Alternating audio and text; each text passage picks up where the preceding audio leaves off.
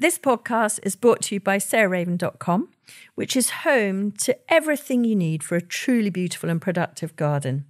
You'll also find great and essential gardening kit and stylish, lovely things to have in your house to bring the outside indoors, all inspired by the garden and the house being tied together. There's also plenty of garden inspiration, how-to videos and specialist growing guides. So head over to sarahraven.com today to discover even more.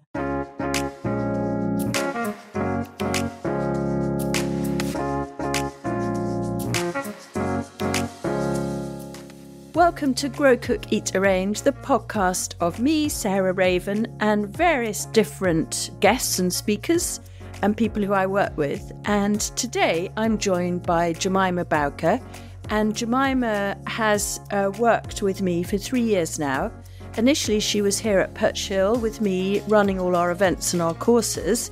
But now she's actually moved over to working on the mail order sort of big sister company, where she still does events, including the Chelsea Flower Show. But also she is leading our new range that's very much aiming at beginner gardeners and gardeners of her age. And Mimes, I call her Mimes, Jemima is 30. So we're going to move on to chatting about that. But first of all, welcome Jemima back from Chelsea. Thank you very much. It's very nice to be back at Perch Hill after a busy few weeks in London. So Jemima worked 15 days on the trot. So she was there from putting up the shed, which we built here with Armin FIFA, who is the most incredible carpenter, which happened over the winter. Anyway, then Jemima went up to Chelsea and she was with Armin putting it up from the Monday or Tuesday before the show, was there every day. We arrived on the Thursday and 10 of us planted up our mini garden. It's amazing how many of us had to be involved. It was such good fun, but it is just extraordinary because it was very small. I thought it would have been massive overkill, the amount of people we had planned for the planting day, and actually we needed every single person. I know, it's incredible. And then I end up saying poor Jemima by the end, because she also had to be there for the breakdown when Armin took down the shed, because our shed is like a Wendy house and we're going to use it next year, and hopefully we're going to go to Malvern next spring. We're just investigating that. So it's literally like a Wendy house. It's a sort of kit, comes down, gets packed up. And so Jemima was there to the bitter end. So yesterday was her first day off. And today I've made her do the podcast. So I feel well rested and rejuvenated. Tell me the sort of goods and bads of Chelsea before we get onto the beginner gardening stuff. Yeah, of course. I mean, for me, it was just actually so incredibly rewarding seeing it all come together after a lot of months of planning and coordinating and hoping that it was all going to happen at the right time. So being there for the build and from start to finish and seeing it all come together was just so satisfying and exciting. And I think everyone was really pleased with how it all came together, which obviously for me was a big relief. And it was just, seeing it all come to life was really special and lovely. And I remember one of my biggest nervous things was that we were going to drove from Perch Hill with the van, with the shed all broken down. And I was so worried about arriving and our pitch size, just for some reason, not being right. That was my main worry. And I was like, what if we turn up and it's not going to fit? And so as soon as we were on the ground, and Armin, who you've talked about before, who built the shed, who was just absolutely amazing, he was so relaxed and chilled. And then I just knew that it was all going to be fine. So once we got there, I loved it and I found it really fun. Exhausting, long days, but I really enjoyed the whole process. It was more the anxiety beforehand of not really knowing what I was going into. I mentioned to you before, but I've only ever been once before on an evening after work when I just started working in London, and a company that I kind of used to work with got me some tickets to get in. And honestly, I'm ashamed to say it, but I was just there for like a bit of a jolly and probably some free drinks. And I don't think I even looked at the show gardens, which is really terrible. So it was really cool to come back and see it all with kind of new eyes and a different perspective, and also getting to see these gardens being built from scratch and seeing that process a little bit, which, we're lucky enough to see because we were involved in the build, but I loved that as well. And then we were open, and then it's just gone in a flash, and now it's all it's all over. So it's been a bit of a whirlwind, but it's been really fun and really rewarding. And we've had a great team, and it's been good. So I think all round it's been a great success. So yeah, I'm thrilled with how it went. And now we're talking and getting excited about next year. So that's good. Yeah. It is weird, that thing, isn't it? When you leave the show site and it's just all these rather dead-looking bits of grass. And yet a week before, it was just absolutely thousands and thousands and thousands of people there. And I mean, I guess that's what a show is, isn't it? But it is always slightly melancholic. I always feel that sort of feeling when it's all coming down. I know, and it's amazing because you see all the plants it's so slick, the operation to get everything in and also everything out. But you see all these plants going on, and they're all going to new homes, and that's brilliant. But you kind of see them all going out in their trolleys, and it's such a lot of work for such a short amount of time. But the amount of people that they get through to see it all is amazing, I guess. And it was nice coming back to Kirkhill today because I've seen all our sweet pea teepees, and just lots of the plants have been rehomed. So it's really nice to see them now back here settling in. So that's good. Yeah. No, I felt really strongly about that, which is we've got a whole new building here with the new greenhouse, and we've made two new gardens and a big terrace. One, the terrace is to the west, and the two new little gardens are to the east, and they're gravel gardens because we want to sort of start experimenting with real drought-tolerant plants. But because we've been so busy with Chelsea, we just haven't really got on with getting lots of plants in. And so I wanted to bring them everything spare back from Chelsea so I could put it in there. And actually, Adam and I spent the weekend just moving all the potted plants around, like the sweet peas, as you say, in our lovely green enamel pots.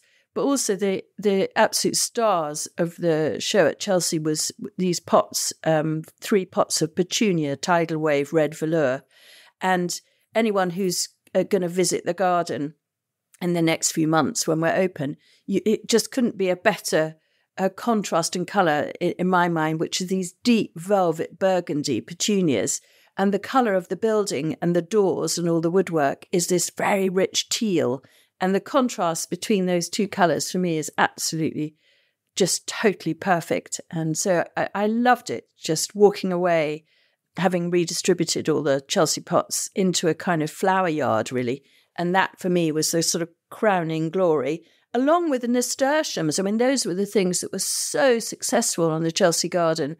And in the stand, we had one called Purple Emperor, which is almost sort of... Yeah, they were amazing. It's like a kind of sepia purpley kind of amazing colour. It's beautiful colour. And it was tumbling down from the top shelf almost down to the sort of vase level of the kind of desk sort of seating level. Absolutely splendid. And that's come back and I've deadheaded it and that's looking great too. So yeah, they've got another life, which I think is fabulous.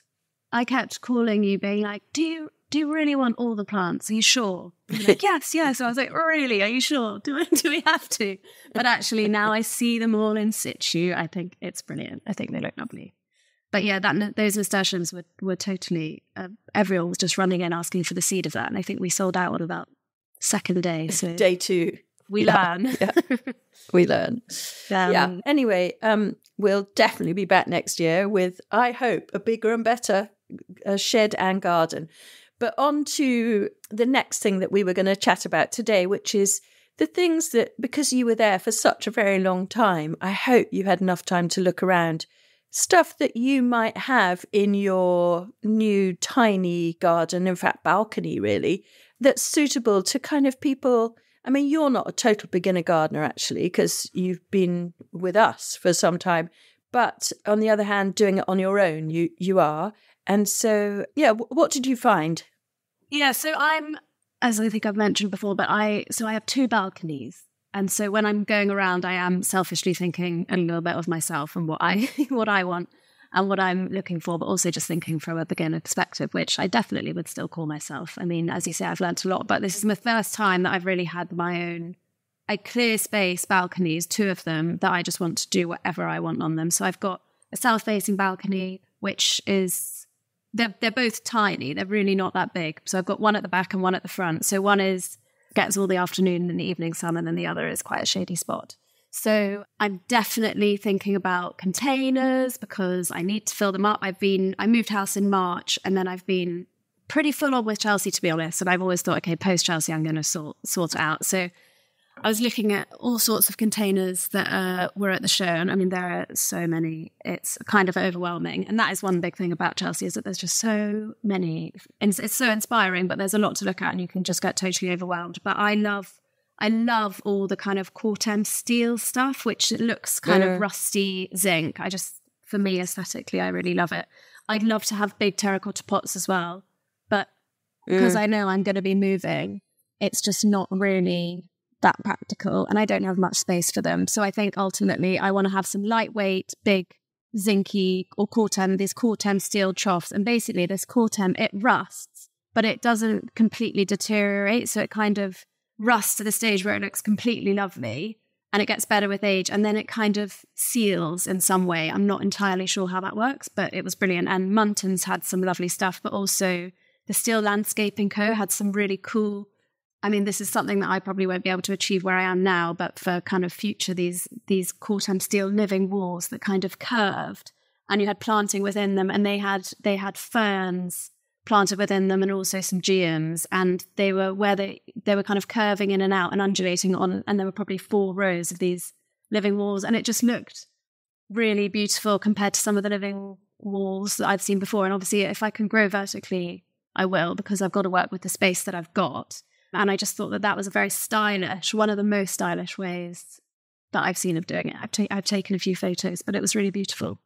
And the thing about, because you're in a red brick building, aren't you? You're in an Edwardian red brick building. And so that sounds like those colours will be beautiful, either terracotta or the Corten, as you say. That sounds like it'll go really well with broken up by lots of greenness. I think so. That's kind of, I think, the way it's got to go. And at the back, I have a concrete wall, which is quite ugly. It's painted kind of off-white. And so that is, it blocks the sun. So that's unfortunate, but also it's kind of not so beautiful. So the front, I think I can make more beautiful, but that gets less sun. So that needs to be, I think, really green and ferny.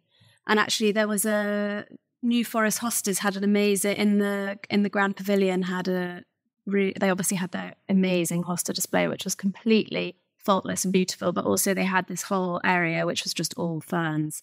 And I think I just need to lean into really embracing some really shady plants, and there are a few ferns I really like. There was one, I'm going to completely get this pronunciation completely wrong, but it was called Aetherium Felix Femina Frizellii. Yes, no, that's, yeah. That was completely, it was really quite delicate fern, not too big and brackeny, I guess.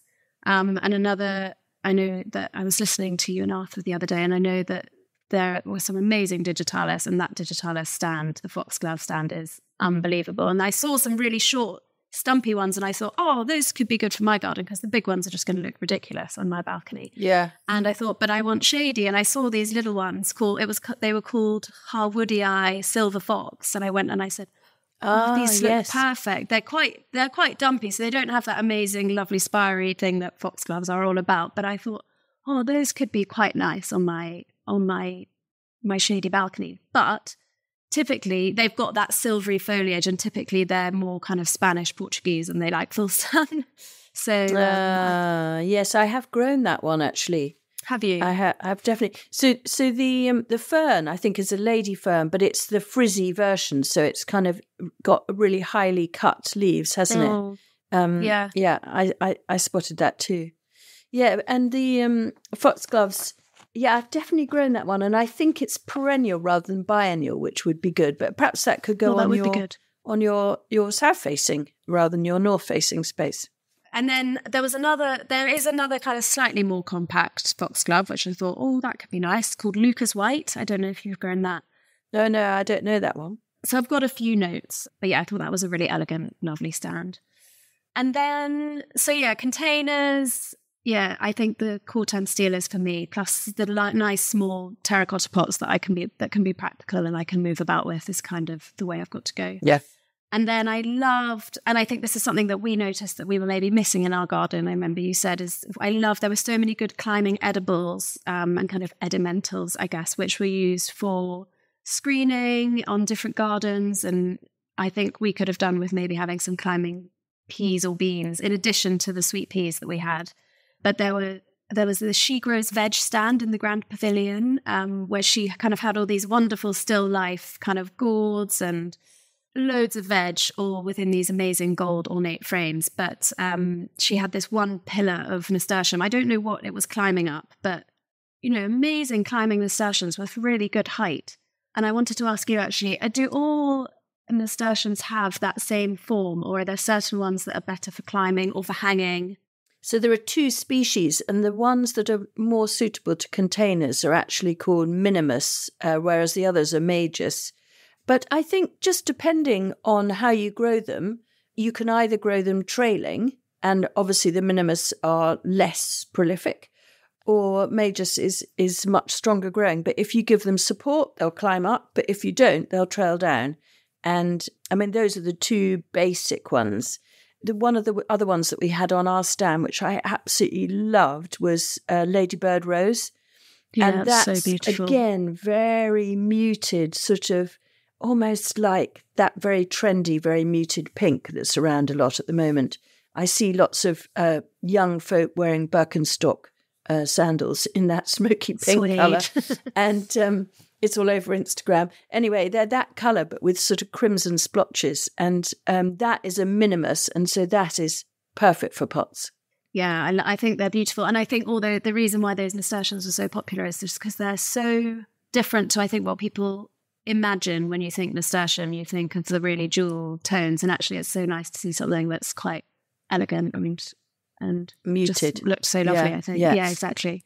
And just before we move off them, because so many people came on the stand and said that they'd slightly struggled with growing nasturtiums, which are famously very easy, but they're easy if you know one fundamental thing about them, which is that they love absolutely rubbish soil. And what I mean by that is practically builder's rubble. So if you've got a sort of bit by your doorstep where you're in a new build and the guys forgot to take away the bricks or whatever, or if you've got a sort of gravel path or even sort of round the foundations of your house, that's where you want to put nasturtiums, because they'll then self-seed and they really thrive on neglect, basically. So if I put them in a lovely pot with some of our nice multi-purpose peat-free compost, you're saying they might actually not be that happy?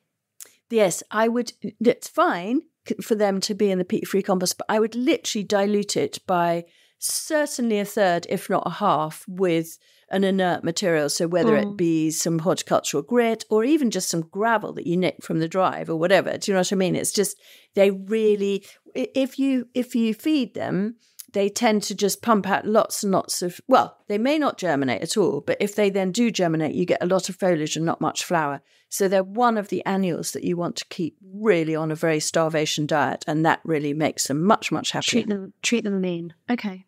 Yeah. Good to know.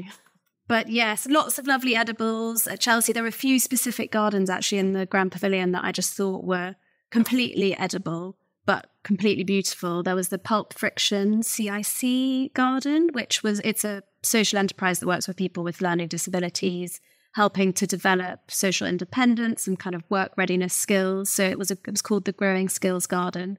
And that had a lovely edging. The whole garden was on this beautiful, quite industrial style trellis, which I really liked, with Painted Lady, Hestia and Polestar, which I think are all runner beans. And also it had some nasturtiums kind of hanging over the edge of the raised beds, which were just timber. But I thought it was just really elegant and lovely. And I think that whole garden, which is 100% edible, is all being relocated to a fire station in Nottingham, where it will be a kind of community garden. So I loved that. And there was another garden, Planet Good Earth, which was also funded by Project Giving Back, which they had some hydroponically growing rainbow chard and Cavolo Nero too, which looked really fab. And that was also completely edible. But have you heard of people who can do, because buying a whole hydroponic thing to grow vertically is obviously quite an investment, but have you heard of people doing them in gutters where you can kind of make your own? Yes. Funnily enough, one of our customers sent me a brilliant picture, and her husband had just made her this thing of just holding 6 gutters vertically against the wall. And so she was gardening on a balcony, and she just filled each of the gutters with a different salad leaf. So she had rocket in the top. No, rocket on the bottom because it takes more shade. That's right. And then she had summer purslane. She had French sorrel. She had a cut and come again lettuce. Absolutely brilliant. They're all cut and come again in the gutters. And the only thing is, because the depth of a gutter, even if you go to Wicks and get the deepest, is only, sort of 4 or 5 inches. So you won't get quite such a number of cuts that you would if they were in the ground, but you'll still get 6 to 8 weeks of cropping from germination. So it's still really worth doing and incredibly efficient. And if you have some sort of very simple, primitive irrigation system in a tap on the balcony, that's the one thing I would say, if ever you're gardening on a balcony, if you possibly can get plumbed in an outside tap, it just makes such a difference because it means you can have an irrigation system, so you don't even have to need to worry about watering. But anyway, you can do it with a watering can, of course. Yeah, I'm running in and out from the kitchen with all sorts of different vessels to water with at the moment, and I do think it would be a game changer to have an outside tap. But what I do have, which I'm extremely excited about, which I think is going to be a total game changer for me, is from I think they're called Cat-Eye Willstone stand, which I went to see a lot because I just thought it was all so beautiful. This Christo who runs it, he goes out to, I think it's mainly Rajasthan, where they source and kind of create these amazing, beautiful outdoor living. They do fire pits and all sorts of lovely things, but they've got this new potting table, which is kind of galvanized, really sturdy. It's really small, so it fits on my balcony. It's got 2 little drawers where I can put all my kind of gubbins, tools, trowels, bits and pieces, small pots. And then it's got this teak sliding shelf, which is slatted, which you open up, and then there's a whole compartment for your compost. So you can do your potting up and then kind of tidy it all away all really easily. And then underneath, there's some good sturdy shelving where I can leave compost bags, pots, and kind of just get everything a little bit tidied and out of the way. And up until now, I don't have a huge amount out there right now, but I've got some pelargoniums that I've got cuttings of and a few other bits and pieces. And I've been literally potting up at my kitchen sink. And I've found it's been a bit of a blocker for me because I'm almost just like, I just don't really want to make a big mess inside and then have to kind of clear it all up and it becomes a much bigger thing. Whereas now I literally just go and I just slide open to my little lovely compost, which I have something to put over the teak so that it doesn't get too wet. And it keeps it moist when it is covered so it doesn't dry out.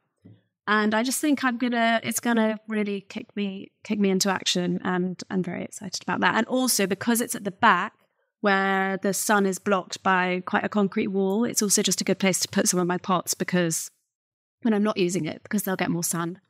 Although I'm learning, I did bring some helianthus sunflowers back from the office and they're just, the wind, it's too windy. Well, because they're so tall, they catch the wind. Yeah. I'm going to relocate them to my downstairs neighbours. So compact things is one of the rules, isn't it? So before we finish, I know that you are not a mushroom lover. Having been on lots of lecture tours with you, you always avoid the mushrooms. But your husband, Charlie, absolutely loves them. And so I wondered if we could just finish with you telling us about Cayley Brothers and their rather amazing mushroom stand. Yeah, I do. I really hate them. And I know that mushrooms are like the way forward and the future. But I can't stand them. And Charlie, I go to Marlborough for work and I stay a night away. So typically every Tuesday night, Charlie has mushrooms because he knows I'm away. So I feel like I do need to keep trying. And maybe if we grow them ourselves, I'll be encouraged to try them myself. So I am definitely going to give them a go. But yeah, Cayley Bros had this beautiful stand in the Grand Pavilion. And these bags, and I know you and Arthur have touched on it, but these bags, it just seems so straightforward. Anyone can do it.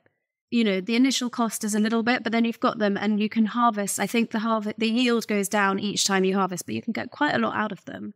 And then the spent compost, I guess, if it is compost. I'm not sure entirely what they put in the bag, but I'm guessing that's going to be great for my pots. So I think it will be, you know, Charlie will get the mushrooms and I'll get the compost and we'll be very happy.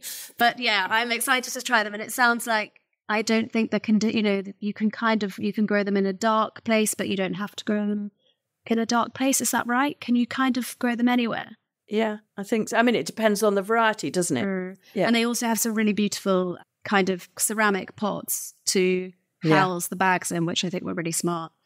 And it's just, I guess, a chance to grow mushrooms that you can't so easily get in the supermarket. And yeah, some of them look quite exciting. And actually, they look really cool. So I would happily have them growing, in my kitchen or in my living room. I like the look of them. They're really sculptural, aren't they? Yeah, and they kind of don't look real. They're just like a still life. It's kind of like a living still life that you can have inside, and then you get to eat it. So I think I'm going to have to give it a go and indulge him. So we'll try them out, and maybe I'll be converted. And so maybe we'll do a whole podcast on mushrooms. You never know. Before we go, you having seen probably a couple of thousand of our customers over the last 10 days or so, you said to me before we started that the most commonly asked question was, what can I sow now? So maybe you could wrap up, particularly with your beginner gardener hat on, with the things that you recommend for sowing now.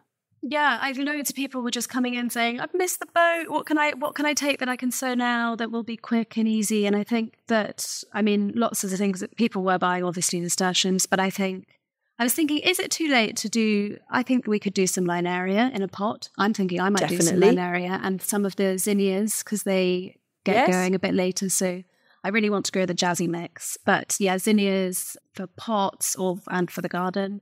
Cosmos, super quick and easy. I think it's not too late to do that. And I guess some helianthus, some nice sunflowers would be, I guess that would be the kind of top list. And then if you're thinking about next year, but if you're a beginner, you're probably just thinking about what can I get right now? I guess you would be thinking about biennials, but I think just focus on the now, right now. So I think that's what I'm going to, because I have been not on it with my garden. And now I'm like, okay, now I've got a bit more time. What are the things that I could just do to get some nice instant impact? And I think some of those ones that I've listed are probably what I'm going to try first, I reckon. And I'm going to add a final 3, which is it's not too late at all to sow some of these edimentals. So actually, I've just sown over the weekend the 3 or 4 different flower-coloured runner beans and a French bean. So I've done Polestar, which is red, White Lady, which is white, Painted Lady, which is pink and white, and the one that I really love, which is a sort of coral-coloured one called Aurora. And I'm going to grow those all the way down the main avenue in the perennial cutting garden because they look great. They flower for ages, and I'm rather looking forward to picking my supper, just reaching above me with these sort of almost like dripping gourds, but they're going to be dripping beans, and I'm going to be harvesting them. Really easy to pick. And because my favourite bean of all time is Blue Lake Climbing, I just sowed some of those too. So by no means too late to sow those things, and they will look lovely and taste superb. And remember, eat the runner bean flowers as well as the runner beans, and it will curtail your harvest a bit because the only thing with runner beans is they can turn into a bit of a vegetable mountain, and we all get slightly fed up with them. But if you eat the flowers, they taste deliciously of beans. They look wonderful, just added to a risotto or a salad. And yeah, and eat the runner beans small as well. Yeah, exactly, before they get stringy. The other thing I just wanted to ask about climbers, if you're only gardening in pots and you don't have room for big pots, but you've got a bit of a wall that you could climb up, what would you suggest?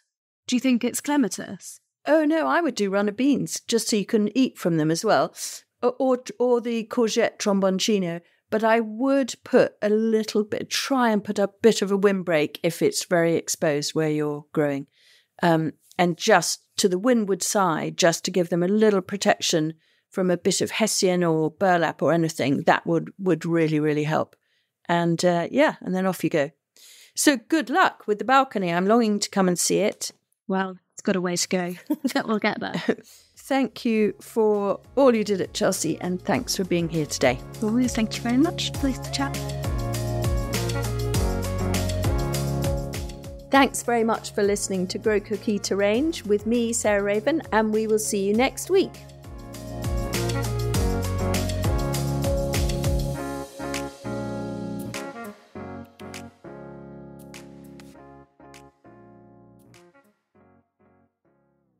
You can find more information, photos and advice sheets on all the plants and recipes we talk about on this podcast by heading to the show notes or at sarahraven.com/podcast.